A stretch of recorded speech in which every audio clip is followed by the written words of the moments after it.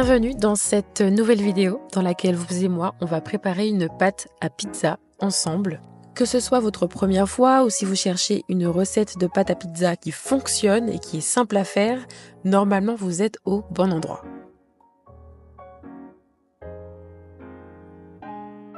Là, on a mélangé la farine avec le sel et on va en faire de même avec l'eau et la levure sèche instantanée. Je précise qu'il faut bien faire attention au choix de la levure.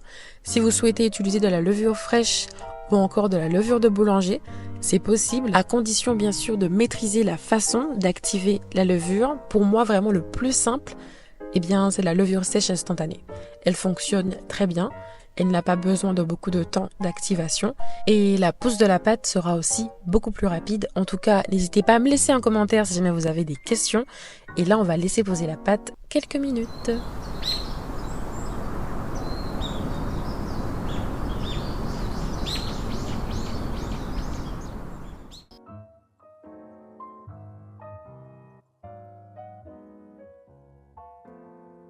On y va pour la seconde partie de la recette. Alors je précise qu'il n'est pas forcément utile de beaucoup pétrir la pâte à pizza. Même si on ne prépare pas ici une recette de pâte à pizza napolitaine, on va quand même récupérer quelques bonnes astuces de la préparation de cette pâte. Et l'une d'entre elles, justement, c'est de ne pas trop pétrir pour favoriser l'apparition des alvéoles. Donc pas d'inquiétude si vous êtes débutant ou si vous n'avez pas de robot pâtissier, juste vos mains ou une petite cuillère en bois et puis vous aurez une superbe pâte à pizza faite maison.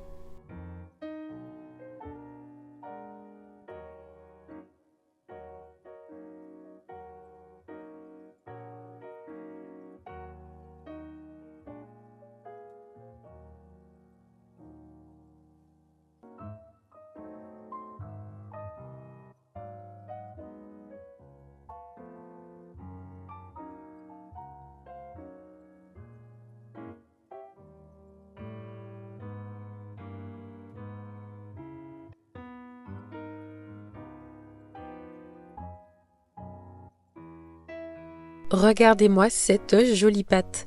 Je sais que c'est pas toujours évident d'être patient et d'attendre autant de temps juste pour une pâte à pizza, mais croyez-moi, vous serez fiers de vous à la fin de cette vidéo, d'autant plus que dans la vraie recette de la pâte à pizza napolitaine, on doit attendre 12 voire 24 heures avant de manger. Je pense que là, déjà au niveau du temps, on est déjà très bien. Là, j'avais bien envie de préparer également ma sauce tomate à la maison. On peut utiliser les tomates qui sont fraîches, mais celles qui sont en conserve sont très bien, à condition bien sûr de regarder et de vérifier qu'il n'y a pas de conservateur. C'est pas forcément une mauvaise chose d'utiliser des conserves, à condition de regarder ce qu'il y a dedans. La conserve, c'est quoi? C'est un mode de conservation des aliments. C'est-à-dire qu'ils vont être chauffés à une haute température. La conserve également va être bien stérilisée. On va y mettre l'aliment à l'intérieur. Généralement aussi, on y retire tout l'air parce que l'air, en fait, c'est ce qui amène les bactéries. Et ce sont les bactéries qui empêchent finalement les aliments de bien se conserver. Voilà. Et bien évidemment, lorsqu'on le fait à la maison, on maîtrise aussi ce qu'on met à l'intérieur. Donc, oignons, cives, persil, basilic, vous mettez tout ce que vous aimez. En tout cas, vous l'avez vu, c'est très simple à faire et en plus, ce sera beaucoup moins acide que les sauces de tomates qui sont déjà toutes faites. Voilà.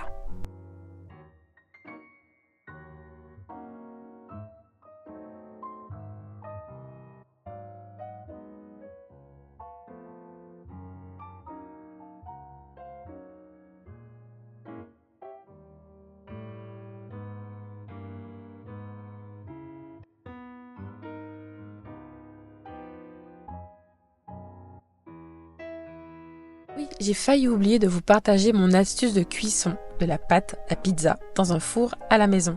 Déjà, ce qui est simple à savoir, c'est qu'il faut que votre four soit bien chaud. Donc minimum 10 minutes voire 15 minutes de préchauffage. Moi, j'aime bien aussi préchauffer une seconde plaque directement dans mon four qui sera bien chaude. Comme ça, lorsque je vais y mettre ma pizza, ça aura un peu le même effet qu'un four à pizza, puisque tout sera bien chaud, y compris la plaque de cuisson. Comme ça, on aura une pâte qui sera moelleuse et bien évidemment croustillante en dessous.